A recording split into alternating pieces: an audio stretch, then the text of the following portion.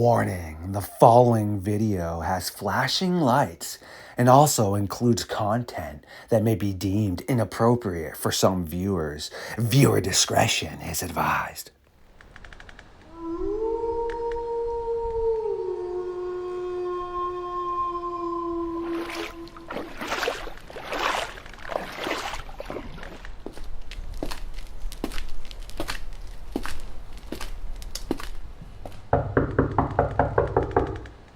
Cryptid warfare, aka Drewski.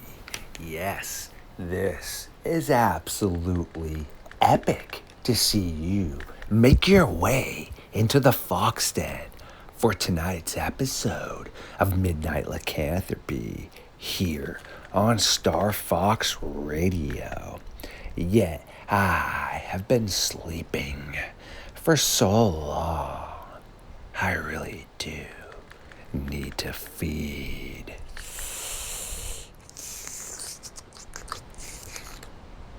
Much better and absolutely delicious.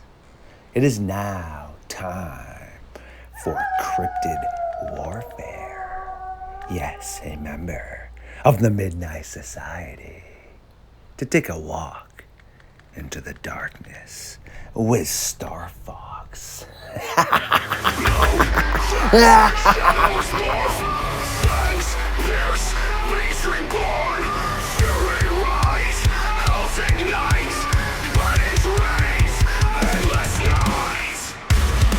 When I looked into the eyes of this dog man, there was nothing. This thing was an apex predator.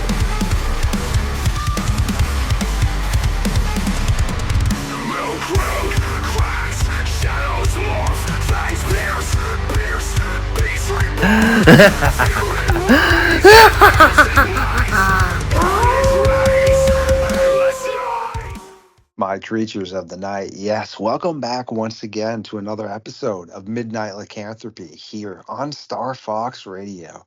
This is the stomping ground and the home of the Midnight Society. We have Drewski, aka Cryptid Warfare, in the house tonight. How you doing, man? What up, brother? It's about damn time, man. It's been a minute. We've been trying to do this for a while, so I'm glad I'm here, man. I'm glad I'm here. Thank you for having me on. No, for sure, dude. I mean, I get a chance to talk to you a bunch, but yeah, no, you're a pretty busy guy, and it's all good. Finally, yeah, it's nice to sit down. I've been on your show before as well. And would you like to tell the audience, give yourself a plug, explain what you do inside or outside the cryptic community, whatever you'd like to plug yourself in, man? Yeah, for sure, man. Yeah. So I actually run like two things. So I actually do a podcast, and then I should say, cryptid consulting. I'll put it that way. So yeah, so basically, with the podcast, if you guys got any stories or encounters or anything like that, or you guys, just want to just shoot the stuff, just go ahead and write me an email, cryptidwarfare@gmail.com. That's cryptidwarfare@gmail.com. Or you can find me over on Instagram. That's just Cryptid Warfare. I'm pretty heavy on that. There's also Facebook, YouTube, stuff like that too.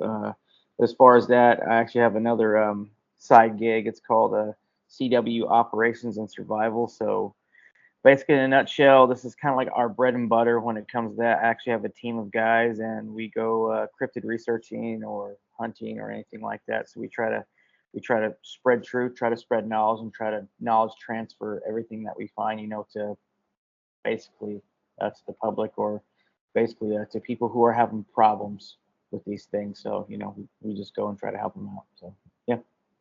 Beautiful stuff right there. And to my audience, I'll have all those links up for you to be able to get a hold of Drewski, and also to anyone that wants somebody they can link up with that's more boots on the ground or hands on, the terminologies people would like to use. So there you go. Drewski's got it for you, because again, I'm just a journalist here, so I do what I can. But I mean, don't people get angry, I feel like, because there's a difference between being a journalist and being an active, like you're doing, actually survival stuff and being way out there. I'm covering a topic Yes, and I mean I investigate, but there's a big difference, and I just feel like sometimes people are like, "Well, dude, you guys should get out there more," and it's like, man, we have plenty of people that do get out there, but as stated, I'm a journalist, so yeah, if anyone ever really wants to get a little bit more out there, definitely get a hold of Drewski for sure.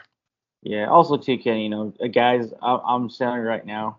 Kenny is an awesome dude, bro. Don't be selling yourself short. I call Kenny like my intel guy. Seriously, anything I need, I'm like, hey man, I think I'm about going to this area, or somebody's got certain intel on this, man. I don't know. I always hit you up, and you just right away, boom, like, hey, here's this, that, and that, and that. So just remember, guys, you guys got boots on the ground, and then you got your intel guys. So those two things work together like a good oiled machine. So we actually need each other.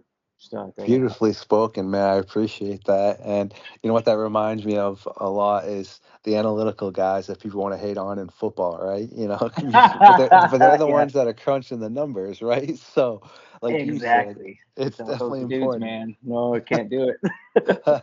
Yeah, and I've always been a nerd and a geeker, man. I just love to learn, dude. I don't care what it is. If it's helping my brain increase knowledge, I just love it, man. I honestly couldn't even in one episode just explain some of the things that I end up learning and just enjoy learning. But I mean, one example, just the other day, growing up, obviously I love dinosaurs, etc. Well, Yeah. they found how T-Rexes actually are pack oriented, meaning they found a group of them with juveniles, females, males, and it brings a whole new equation to things. And just something like that, I found myself really enjoying just seeping in that knowledge. So, I mean, I always encourage everybody to want to learn more and just speak to people that have knowledge for you and don't feel afraid to not just read one derivative or one narrative. I mean, there's so much quality information out there. I don't know, I love seeping it up. Dude, that is I'm not gonna lie, that takes T Rex to a totally different level, man. That's even scarier. Not just one, but a pack of them. Oh, Right? And it's just so cool. That's what I'm saying. If I could revert myself back to high school, I wish I had the enthusiasm that I do now with learning, and wanting to oh, learn. I hear that, Because back then, obviously, I man. didn't really care so much. I was just a little punk, more or less, and a jock and such. But now I actually, like I said, really enjoy learning. And it doesn't matter. The past is the past. There's always so much time in front of you. So that's why I always try to tell people when they're like, oh, I'm too old to learn or something, or they're kidding around. It's like, no, man, like Nope. it's there. You just got to want to educate yourself or dive into it. I mean, there's some things, obviously, you have to go to a university, for certain aspects. But again, that still to a point is a one sided perspective from the professor, meaning he or she is telling you and educating you basically kind of their side of things, more or less, Mm, meaning you can also go out there and see all that historical stuff or all that, information being presented to you, but see it from a non selective side, meaning it's just presented to you. I agree, man. I agree. And I was actually the same way in high school, dude. I just partied, hung out, played sports, had a good time, and then now I got kicked myself in the butt. But like you said, it don't matter. Whatever's happened in the past is the past. So it is what it is. But I agree. I was the same way. I totally wish I would have applied myself a lot more. So oh well, it is what it is. Yes, exactly like you said. It is what it is, but it's just a beautiful thing now with all the knowledge. So, I mean, obviously, with anything, I mean, you have to be able to at least be intelligent enough to differentiate what is quality and what's not. But I mean, it's there. And I just have learned so much from, like I said, just wanting to learn. So, that actually was really a big reason that when Jody gave me the opportunity to take on the journalist aspect, that it really intrigued me because I was already super intrigued as to, missing people and watching YouTube. And geez, for the past like 10 years or so, I'd heard about like Steve Stockton, and now Yeah. I actually get a chance to talk to him and text him and collab with him. So, I mean, he already had me super interested in some of that. And growing up, cryptids and things were something that obviously I feel like any child that is into dinosaurs and sharks ends up thinking that Bigfoot and Loch Ness monster is pretty cool too. I don't know. I feel like it almost goes Hand hand in in hand. hand. Yep. Yes. So I was into that, obviously, and I can blame that on my real dad because when I would go up there and hang out with him on the weekends, he had this old VHS that, yes, and it had this super creepy depiction of basically what this one version of a dinosaur would have looked like, I guess, if there was no human encroachment and humans never existed. And it Yeah. was this super creepy looking alien like dinosaur thing, and that always kind of haunted me. But there was also a shot of supposedly what looked like a fin in Loch Ness monster that was on this VHS as well, so he would always play that. And now fast forward to covering the topic that has been presented to me, the dog man is something that always intrigued me because in high school I'd sneak down to the library and I would go onto this one computer that one of the librarians, who was a family friend, would let me go on. She knew what I was browsing, but I'd be reading Linda Godfrey, rest in peace. I'd be reading her stuff and also Jody Cook's stuff, right? So Yeah. now I'm getting a chance to cover all this and pretty much try to tie it all together in a way that, why is this all correlating? And it's super interesting because I always catch myself using the word cool, meaning, wow, that was really cool information when someone's telling you something. But then I'm like, oops, well, it's cool to me because I'm learning and I'm gathering information, but it's not cool to probably the individual that it occurred to, except for one girl, one of my friends, Sonia Lynn Manette. She had an experience where she wanted to stop and get out and look at this thing more, and her friends were flipping out, like, drive the freaking car. But she said if she was by herself, she would have got out and been like, yo, this is pretty cool. But besides her, everybody else probably is like, yeah, this isn't really cool. But I end up, like I said, catching myself because it's cool because I'm learning and it's fascinating to me. But like I said, also, it's obviously got to be traumatizing to the individuals that it's occurring to. Yeah. And you being a researcher and also being involved in all this, where do you stand on like the whole dogman topic? I mean, I know you're familiar with my content and like, pretty much how I guess have our theories and thoughts on it, but where do you personally stand on all this? Well, with the whole Dogman topic, like I try to put them in like three different categories, right? Of course, you got your spiritual, then you have like your physical aspect of Dogman, then you got your interdimensional or alien kind of type. So, I mean, like one's like three-letter alphabet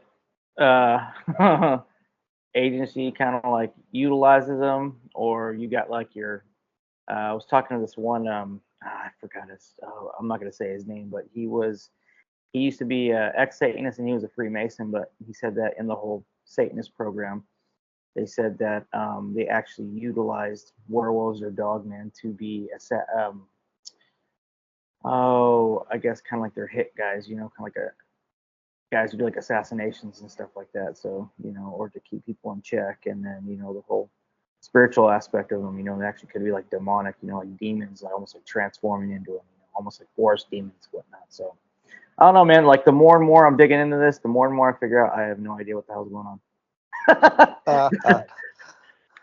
Very well spoken, though, no, for sure. And Jessica, yes, to the audience, is Cryptid Huntress. You know her. She's always up on here. We were talking the other day, actually, about how we feel that the Cynocephali and the Dogman are one in one, Yeah, meaning that most likely, if these agencies have gotten their hands on something, it has to have been a Cynocephaly. I shouldn't say have to because I never deal in hundreds, but I'm highly probable in the high 90s that it would be a Cynocephaly, meaning these have been around since 290 BC, and it's not like just one individual spoke of it, okay? You yeah, have a ton of historical references, and I've spoken about it numerous times, so I'm not going to really try to eat up too much time with you because we have other stuff to talk about, but the audience can definitely check out all the references that are made to that. So I do believe, well, our science team came up with a really great hypothesis that I think might be a theory sooner than later about how every great civilization has crashed, okay? Meaning Mm-hmm. whether it was Asian-based civilizations that were, great, or Egyptian, Greek, Roman, About every doesn't matter. 300 years, ain't it? Yeah, okay, so any civilization you can think about. So at a point in time, we think potentially the Cynocephali were a great civilization as well that also collapsed, meaning they are now sporadically seen. They're no longer a superpower civilization, so that's why they're seen in sparse numbers and spread out. Yet also, there is even a more, no pun intended, cryptic layer to this of what if some of these great cities, like say what the Greeks and Romans had, Mm-hmm. what if those were built by the Cynocephali? What if that was some of their civilization before they fell? Yeah, I can see that. Like to me, the more, like I said, the more and more I research, the more and more I dig into this. Like nothing would surprise me if it happened. Like I can see it. You know what I'm saying? And that's what to me is so baffling because everything else is so eaten up, meaning, I mean, I'm not going to, deflate anyone's love for certain cryptids, etc. But when it comes to cryptids, there is more historical references to the Dogman than any of the others. Meaning, when I was speaking to a historian, they were saying that there's pretty much no references really of Sasquatch in, say, Egyptian cultures, but there's Anubis, right? And then the Mm-hmm. Greeks and Romans don't really mention Bigfoot and Sasquatches, but they're speaking of the Cynocephali. And Mm-hmm. I do believe in Bigfoot, okay? I'm not saying that at all. I'm just saying that when There's people more try to evidence. say, Yeah. yeah, that it's a new age thing. 1887 was the first time the Michigan Dogman with the 11 lumberjacks. No, that's not true. There was an 1865 case up here in Maine. So, yeah, 1887, 1865. Well, let's just do the math right there. So, that's older as well. And there's even more cases that are potentially falling into Dogman type reports that are older than that. But, yeah, 290 BC. Okay, so if everyone, takes a little bit of clarity into the Sasquatch, sure, whether it's a missing link, it's a some sort of unknown hominoid, an ape, I don't know. That's not really something I dive into. It's interesting, but to me, I don't understand how someone can think the Loch Ness monster can be existing when every photo ever has been debunked. Mm-hmm. Yet here we have footprints that specialists, environmentalists, biologists are baffled by. Okay. We have vocalizations that, again, our science team, everyone I just named, is baffled by. So, okay. Now, the images so much, some are intriguing where you potentially see something that looks like a dog man.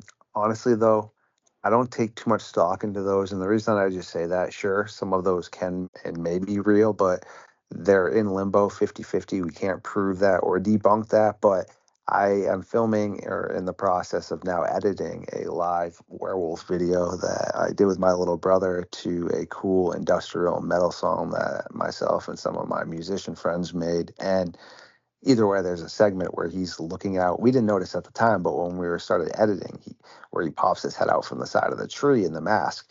We haven't even added the eye shine yet, bro. Okay, but his eyes are shining from the reflection of the camera and the Ah, red, dude. It looks yeah. so lit. So then we're sitting there chuckling, and I was like, "See, this right now is why I don't take merit into photos." I'm like, because I could sit here and literally make a hoax and break it down, but I don't want to waste my time. And everyone's like, but you really should. So I actually made a video where I sell it for a second on the date because all I did is take an actual trail cam stamp from a Cabela trail cam. I Yeah. made it transparent and then I put it over top of the werewolf Drew, my little brother. And boom, now you have a Cabela stamp trail cam. So when someone's like, but look, it's got the trail cam stamp. So I literally made a video of how I did that. And that to me right there is why I don't take merit into anyone or anyone's supposed photo of, oh, this is a dog man. Well, there's a ton of cool werewolf costumes out there. I got a dope werewolf mask, okay, that I was just trying to make a werewolf video. And I don't know, man. We live in the age of hoaxing, unfortunately. So when it Yeah, and comes all of to that, yeah, with like that and AI and all that. Yeah, you're right, man. You're absolutely right. Yeah, so when it comes to the footprints, the audio and such like that, that's our gold pod. That's our honey mine, man. Okay, because that can't be verified when people are listening to the vocal range and looking at the tracks. But as just stated, man, I was even putting effort into it and I made that thing look pretty good. Okay. And there's people that are obviously better at editing than myself. And it's just mysterious to me why all those images are kind of blurry always and stuff. It's by purpose, I feel like. Hmm. Yeah, I agree, man. I agree. What's funny is when you were talking about like breaking it down and doing the video and all that, you're you're like the dude who looks at like magician videos, but you basically already know like the tricks. Like, no, guys, you're basically breaking it down on no, this is bullcrap because this, that, and that, and that, and you're like, oh man. So that's cool stuff. No, it's so funny that you stated that. It has a lot to do with because when I used to be an actor and model, I mean, we were a small time production company. I was working behind the cameras, in front of the cameras. I was editing things and just doing all kinds of trailer clipping. And you just really realize what you can do to make things look real. Okay. And like I talk about in my one of my upcoming videos as to why I really am kind of glad I stopped acting and modeling is it takes so much fun out of I have a super creative mind, okay, and I love to be creative. And when I enjoy watching movies and stuff, and I just indulge and put myself in that situation. So if someone's being chased by a werewolf, I'm just trying to think to myself, I'm like, oh, that might be so crazy or something, or like Jurassic Park, whatever. It's Yeah. super enjoyable. But when you work on set and you realize that it's just a cardboard setup, it's only a half of a house, it's perspective angle shots that literally it takes like 20, 30, 50 takes sometimes. I mean, I was on set with Anna Faris one time and we were just doing a bar scene where myself in the corner with some girl and like 100 other people toast to her. And dude, it was like 12 hours of shooting, man. And it just takes the fun out of everything. But moral of everything I just stated is I learned so much about editing and how that perspective and distortion and what you can just do with the narrative of something. Meaning, you just made that look like a huge house, but all it was a 8 foot tall, 12 foot long wall with some vinyl siding and a fake window on it. Mm, You see what I'm saying? So that mm-hmm. now really helps me, put out creative content, but also really explain to people how that's why it's not credible so much. Because I mean, I could get you, bro. We can't prove it, man. So that's why it's 50-50. But I could get you in a werewolf suit right now, man, and get you to squat down outside, man, and look like you're digging a hole, dude, and take a Mm-hmm. picture of you, man. And I could literally make that look like so gnarly, dude. Yeah. Yep. And yeah, you're absolutely right. Yeah. And I think there was a video on that one of this dog man like in a graveyard like next to a house digging. Somebody caught it on camera. I'll have to find it and send it to you. I'm pretty sure you've seen it. Yeah, the Green Lawn Cemetery in Ohio you were speaking Yes, about. yes, yes, So yes, yes. again, that's another one that we can't debunk. That is super interesting for sure. I mean, Yeah. Jessica and I have covered it. Jessica's covered it herself. Jessica's really good friends with that woman. I mean, Jody Cook spoke to that woman. So I mean, Okay. it's that one is bizarre in so many ways because honestly, even if you were in a suit like a werewolf, would you really be able to dig so savagely like that? Or Yeah. if you were a dirty, just looking person, bizarre, and it looks animalish. I don't know on that one, but that also is an older video that was taken from kind of a crappier cell phone, I feel like. So I don't know if they could have really edited that video, to be quite honest with you. And I don't really think those girls were anything too technologically like really into that stuff, to be quite honest with you. Hmm. Yeah. Yeah. For sure. Yeah. Yeah. Because that video always like intrigued me, man. I was like, hey, what if, man? What if? Well, there's another gnarly one that this guy that pretty much went by the alias of Turtle Man, he in his area. Oh, yeah. Woo! Live action. That guy. Yeah, so Yeah.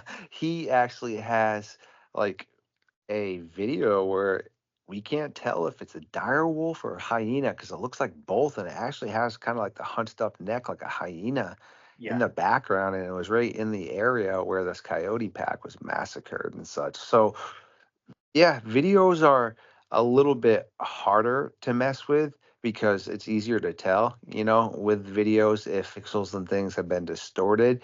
But now with, images, trust me, okay, I'm an artist, but I don't have the time to hand draw a ton of things. So yeah, I cheapskate and use a lot of AI. I love it. It's helpful. Other artists are like, yo, you're an artist and you're selling out like that. No, because it saves me a ton of time and I don't but honestly, I still have to alter the living crap out of that picture, meaning Mm-hmm. I never use a raw AI shot. I then put it through filters. I edit the contrast, the brightness. I change things like potentially the shape of the ear, maybe, or I have to remove like an extra leg on a werewolf or add another leg. You see what I'm saying? So, but it still saves me time from trying to have to hand draw all that stuff. And it gets the point across as to what I'm trying to do. So it's not that I don't, think a hand drawn thing is super cool, but again, why am I not going to use a tool that's being presented to me?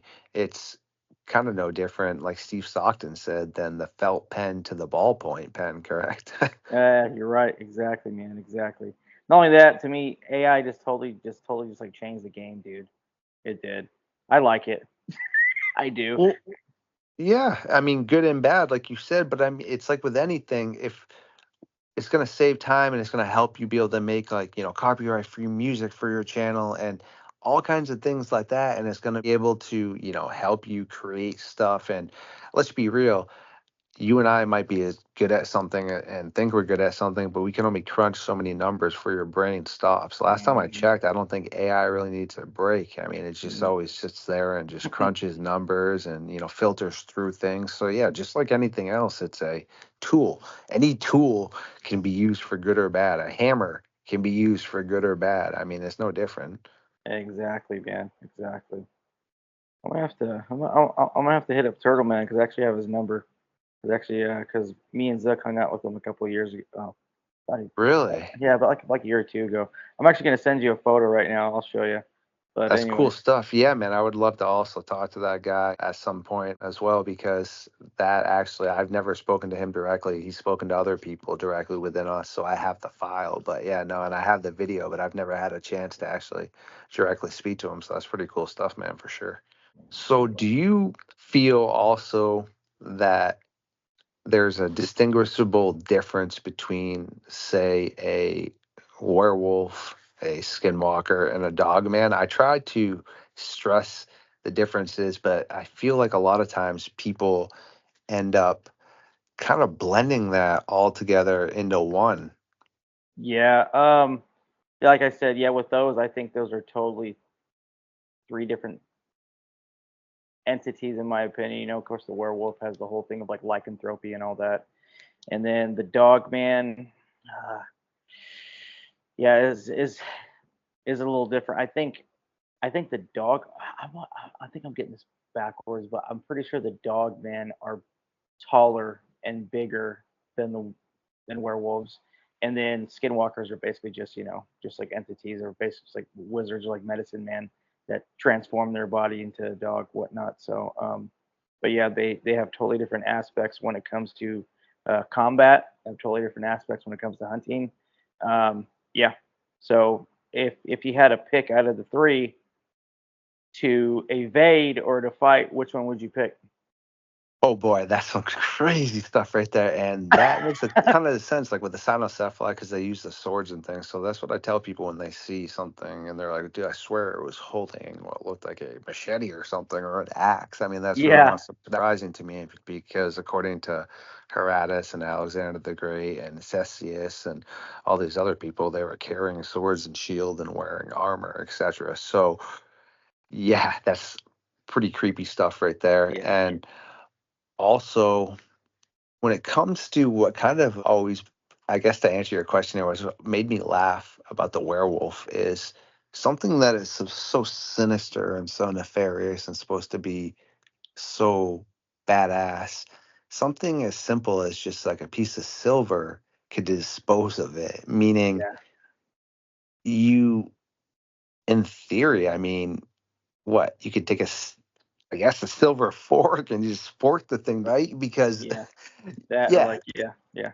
but obviously it's still a crazy raging beast. But then you got the skinwalker that's got more of the magical aspects to it, but also the skinwalker supposedly is the one that walks on all fours and such. But if I had to pick one, I don't know, man. I think the Cynocephaly having a dogman with a sword and armor and a shield would be pretty gnarly, eh? Yeah, I agree with you on that because to me, you get the Cynocephalite and you get what you get. You know what I mean? There ain't no tricksters, there ain't no ifs, ands, or buts. And the whole Skinwalker, it's like that Trickster, was, yes. yeah, yeah. And that was one thing that when we went on the Skinwalker hunt with Jessica, I really, really stressed on my guys like before we got there. We didn't say a code word, I written it down. That way all the guys know the code word. So what it is that if we're now I actually do this every time we go on a hunt or on a research thing, right? Let's say if one of the guys on the team breaks away, just to go like take a piss or something, or to go get something out of the truck or whatever, and they come back, like, all right, brother, what's the code word? You know what I'm saying? Just to kind of test them. So it kind of gives us an edge to where, of course, if a skinwalker comes up as like my buddy BX and something's off, like, all right, BX, before we go on, man, what's the code word? And then all my guys kind of like surround him in a way at like, you know, and of course he says the code word. Like, all right, cool, you're good. You know what I'm Jeez, saying? bro. That's So, so gnarly, like right there for sure, man. Just imagine that. And that's what I mean about it being kind of mixed up sometimes. And I can understand that, I guess, if someone hasn't seen this occurring and you're just hearing this out in the forest. Well, there has been reports that supposedly people hear like, dogman, like mimicking voices. And our science team seems to think that could really be a thing. I mean, if you have preyed upon enough people and you realize people scream for help or scream for their mother or things like that as they're being ripped apart, well, wait a second, when they make this noise people come looking for them. So it makes me think that, yeah, sure, maybe they could be mimicking that, because we have some strange audio from Scotland where it sounds like a very weird humanish moan, but not like human. It literally sounds like something's trying to mimic it. And we all know the Wendigo and such and the Skinwalker have been reported to do that.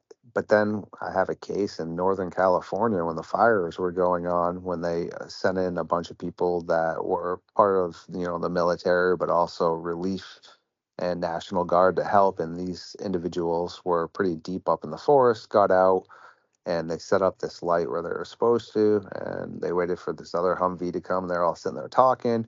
All of a sudden, they heard what sounded like something calling the leader of their squadron out in the forest, but he's standing right there. yeah. And they were like, "What the heck, dude?" And they all stop talking, and then they hear it again, and they shine the light over there, and they see this decrepit looking, like, wolf-like creature that was all sickly-ish kind of looking, supposedly, and they all hopped in their Humvees and drove off. So I have, like I said, heard of that before, but I also do know that ties in usually with Wendigo and Skinwalker behavior. So I Yeah. don't really know, if that is being mixed up potentially into one, because according to these people, more than one, they're like, no, that was definitely some sort of weird looking like wolf creature.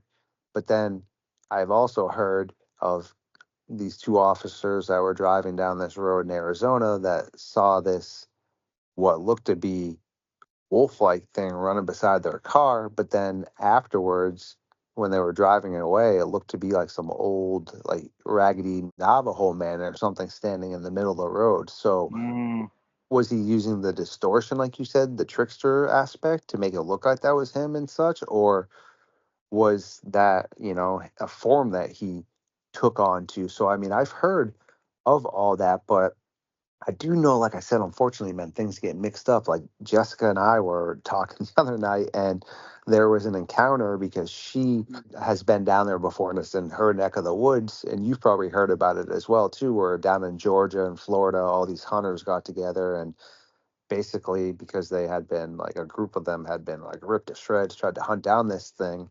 And she says that she believes it was either a definitely a giant or maybe a Sasquatch, but other people that in some of the research I had done, people had told me that they thought it was like a dogman and they had heard like strange howls. But this happened like a very long time ago, so there's no way you can really ever figure out, relatives to this or figure out definitively what it was. So, like Jessica was saying, we know this occurred, but was it a giant? Was it a Sasquatch? Or was it Dogman? And it's just like also now there's a tooth kind of floating around that, well, people said originally it was a Sasquatch tooth, but now supposedly it's a Dogman tooth. So that's just what I mean sometimes, I guess, about things maybe getting mixed up in the same pot. Like Jessica Mhm. said, we know it happened, but what of the three cryptids did that, I guess? Was it? Yeah, and that's man, dude. I really wish those hunters or those guys on that team wore like cameras or GoPros, just to kind of if anybody stumbles on a body, or a guy on a tag team ripped to shreds. But if you have that GoPro on there, you can always take like that Sims card out, upload it. You can kind of see what like basically on like what they were dealing with. But who knows, man? And what was crazy though, going back to your we'll kind of backtrack a little bit, but going back to on how skinwalkers or like dogmen and stuff like replicate the people that they've attacked or whatnot. You remember that movie called Annihilation with Natalie Portman? Yes, Yes, dude. Okay. that bear is Just a theory. traumatizing. Yes. Okay. Yes. So I'm throwing this out there, just a theory. But what if? Because you remember how in that one part where like that half zombie bear came in and he Mm-hmm. actually had like the voice box of that chick that he ate. Like basically on like her last screams for help. I wonder if Dogman or any other cryptid like that. Those are like the last calls. Basically, like you said, those are like the last calls of the people that they've attacked, and it's basically trapped inside of them. And as they breathe, it lets out like that. I don't know. That's just a Dude, just a that's theory. some creepy, creepy stuff right there. And well, I mean, let's be real though. Like, if the cynocephaly and such, right, were smart enough to trade with people, okay. I mean, Yeah. they had weapons, they made weapons, okay. And according to Herodotus and Alexander the Great, they were hellacious warriors. They didn't always win, and they could be unalived, but they also didn't go out of their way, according to them, to eat people, but they would like take the bodies off the battlefield and consume them. Yeah. And if they're smart enough to be making swords and things and trading with people, there's no way in heck they wouldn't be smart enough to mimic human beings because according to them they couldn't speak our language obviously, but they could yip and bark and understand what was being said to them and use sign language. So Yeah. if they're using sign language, again, they would have to be smart enough to mimic things. And I mean, I have so many cases of people saying that they've set traps. Like one guy in Alaska was driving home, huge caribou in the middle of the road. He can't just run it over. I mean, he probably could have, but most people aren't just going to run their truck over there. So he gets out, is looking around trying to figure out, I guess, like how the heck this got here, how am I gonna move it? And saw this huge wolf-like creature sitting in the bushes just watching him, meaning that seemed to be some sort of trap that was being set up. And also there's other cases where people have reported, yeah, they hear basically something trying to get them to go off into the forest. And then you have this little kid recently that claims she followed the family dogs into the forest, Mm. yet the father said the family dogs were in the house with him the whole entire time when she just went out the back door, this little girl. And yeah, so they ended up finding her. She can't remember how far into the forest she was, but it was a really long ways for like a 4-year-old to go. And yeah, man, she said that she followed the dogs into the forest, but according to the father, the dogs were in the house. So what led her off into the forest, And Hmm. there's other reports where people have said that they see something that looks to be like a canine trying to lure their children into the forest by like, doing, hey, come here. I mean, tapping on the windows. There was even one case where, again, I don't really know how this can ever be fully proven or debunked because it's just the side of the mother. No one else has been able to speak to anybody else. But according to her, her daughter kept on bringing food outside. And, well, she just noticed her daughter was eating a lot or thought she was, but in actuality, she was bringing the food outside. And then she saw her over by the bushes. And when her daughter came in, she asked her, "Why are you so hungry?" And then she explained that she was feeding Mr. Wolf. And her mom's like, "What do you mean, Mr. Wolf?" She goes, "Mr. Wolf in the bushes." And her mom's like, "What?" So then she, just kind of thought maybe her daughter was being creative and I don't know, just, yeah, a little too much sugar for the day or something. So she decided to watch the next time she went out there and followed her. And according to her, she saw what looked to be like a freaking werewolf from the howling, pulling the plate in and eating the sandwich that her daughter was giving to her. And yeah, she said it was just straight up something out of a nightmare. Dude. That, yeah. As a parent, geez, oh, that would suck.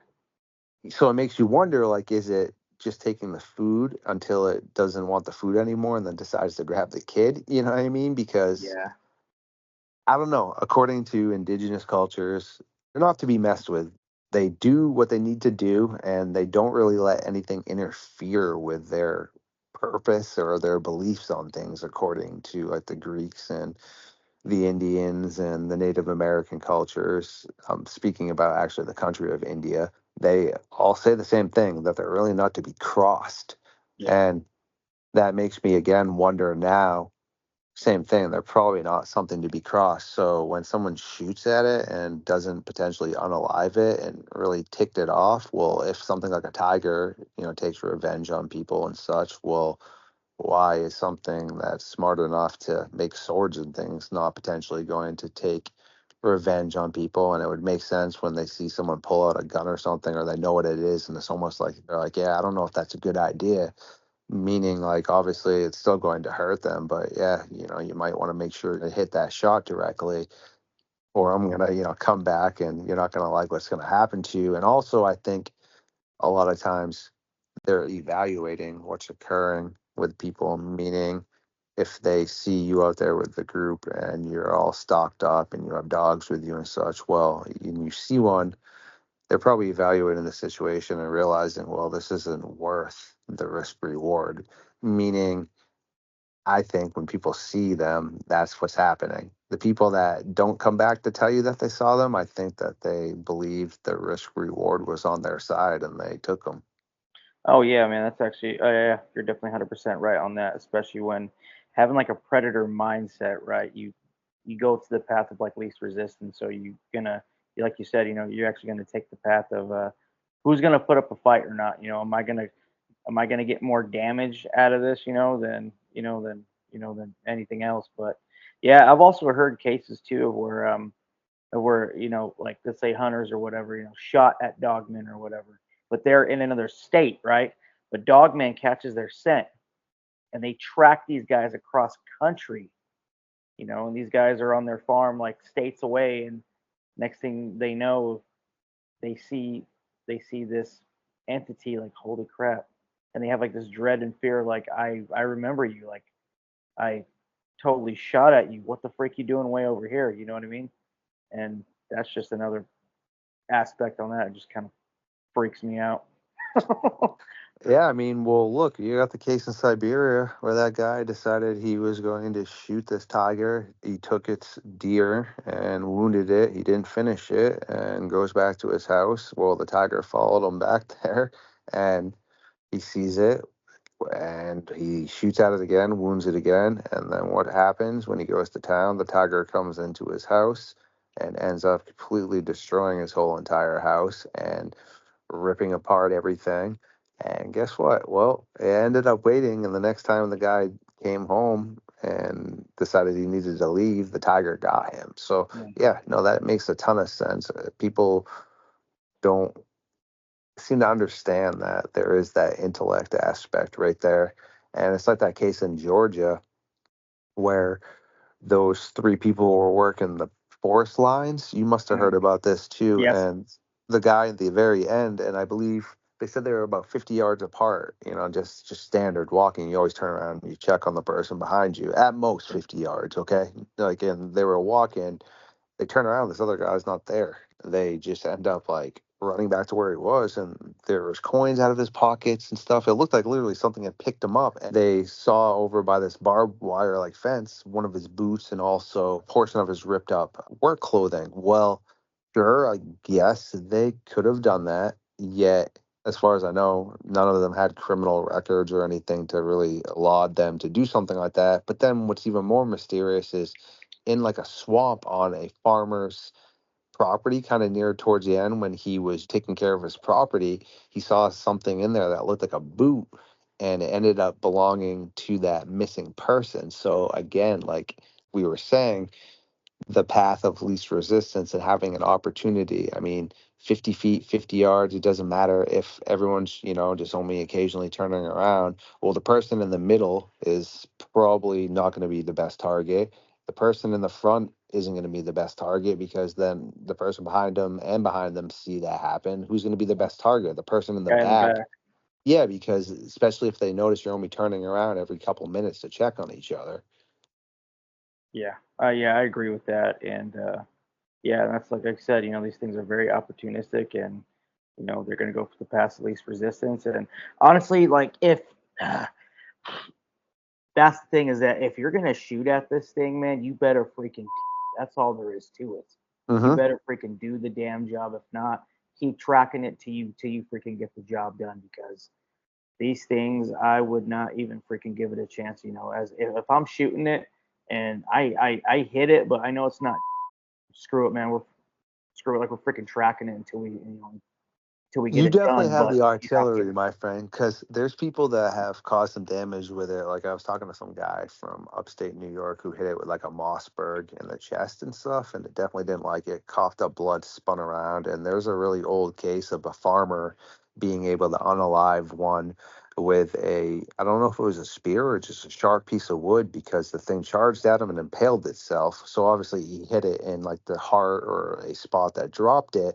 So these things can definitely be dropped for sure, which Yeah. is obviously why they, don't fully put themselves in situations like we were saying that is going to, outweigh the risk reward. So especially with what you're carrying, I definitely think you're totally fine, man. And Well, especially if you're yeah. able to hit your target. Yeah. Well, there's also too, like, okay, there's one thing I was actually training. Well, my guys, we actually go for like shoot quals and stuff like that too. But there's one thing that we learned in SWAT. If we're clearing out a building and whatnot, and we're engaging an enemy, right, and these guys have body armor. Well, of course, the saying goes, like two to the chest and one in the head. So basically, if we're throwing out two to the chest and we're noticing they're not going down, well, we're going to go up to that T section. But also, too, we were taught too how to shoot on like the hip area. So if you basically knock out the hip area or right there in the midsection, anything will drop down and be immobile. So that is one thing I've studied, and I've never noticed anybody taking like mid torso shots at these things, just like dumping around in these things. Because if you take out that middle section, dude, these things can't run anywhere. You know what I'm saying? It's so funny you said that because before I do let you get back to what you're doing, it always makes me laugh in like movies, right? I mean, yes, it's obviously a movie, but they always don't go for the head. I don't care if it was a massive grizzly bear, a Siberian tiger, a dog man. I mean, I have shot a gun before back in Cub Scouts, but not in a long time. So, Yeah, but I'm just saying, I would obviously go for the head. I never understood with yeah, headshots, anything man. why people wouldn't do that. I mean, even a crocodile, like, yeah, I mean, headshot, correct. I mean, that's where the brain source is. So, I mean, if you're a grizzly bear, a great white shark, or a dog man, I mean, I don't see why people are shooting at like areas where it's not going to cause enough trauma. And I also think that's a big problem too, is a lot of these people that are, correct me if I'm wrong, I don't really know about guns too much, but if someone's out just hunting deer and things, it's kind of like a puny weapon, I feel like, to take down a big predator, is it not? Yeah, it is, and not only that too. Well, it also depends on the caliber, but a lot of these guys who go hunting, like myself included, I go hunting too. You know, we always carry like bolt action rifles, right? So with those rifles, you only have like 5 rounds in it, and of course it's bolt action, but that bolt action ain't rapidly. You're not rapidly putting out rounds, man, causing damage. So for these guys who go out and hunting with hunting rifles, hunting these things, stupid, stupid, stupid, stupid, stupid. You want something that actually packs a punch and that repeatedly packs a punch. 30 rounds, 40 rounds, drum mag, whatever. You want to just keep laying hate on these things until they drop. You have to. No, that's great said, and that's a big thing I try to tell people is that, well, that's probably what's occurring with hunters that are going missing. They were probably stupid enough to try to take a shot at it with something that is not going to do any damage except take it off. Or they also, when people are like, oh, why didn't they shoot it? Well, because they probably realized that the caliber that they're carrying is going to not do enough damage to it. I mean, I understand, obviously, any sort of weapon can drop something. I mean, I've seen Kodiak bears get lit up where you're like, dude, is this thing immortal? Or you see it get dropped by something where you're like, wow, I didn't really think that handgun, I guess, would have dropped it, because there was a case where it broke into somebody's house. The neighbor heard commotion, comes over with the handgun. I don't know the exact caliber, but he hit the bear right, obviously in the right spot, right behind the head, in the between the ears, and dropped the thing.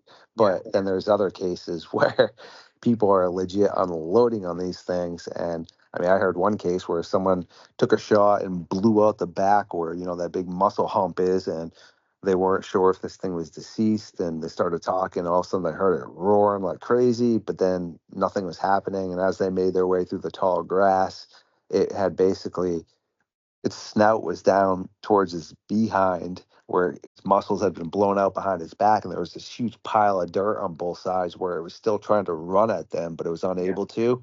And just, yeah, so that's what I'm saying. I mean, there's times where you're like, what the heck? Just took all that. And I mean, there's other times where people have found this bear deceased, but literally after they shot it, it circled around and wanted to know who the heck did that, and it was waiting to get them, but it bled out before it got a chance to get them. Yeah, I agree, man. And not only that too, that's one thing I kind of geek out on is, with the animals and stuff like that and hunting. And of course, looking at Bigfoot, Dogman. I try to look at like the soft tissue areas, right? Like what's going to cause the most damage to bang for your buck, right?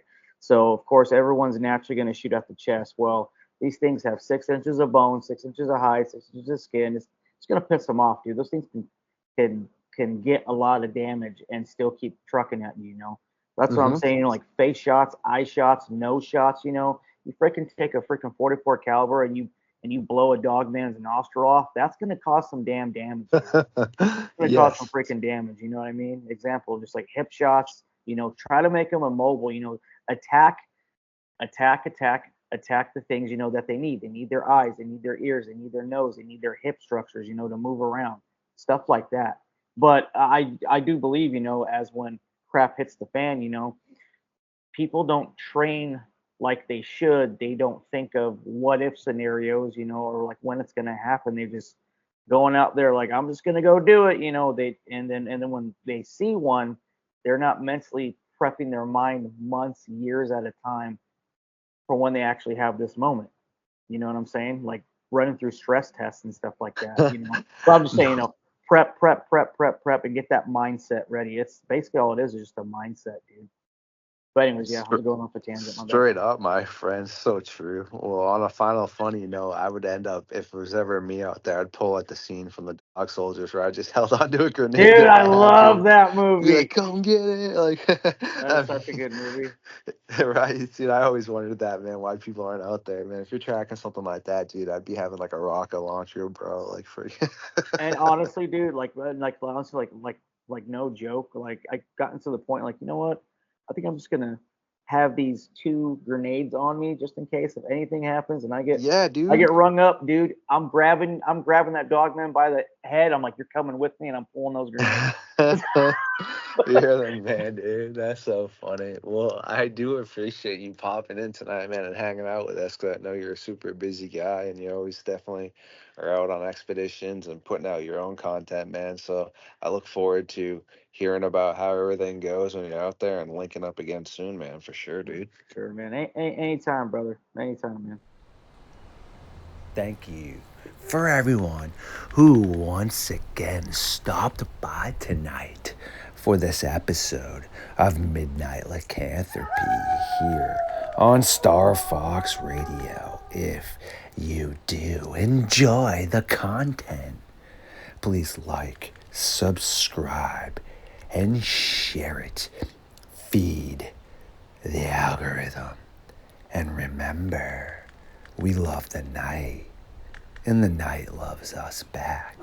Darkness is our new friend. See you on the next one.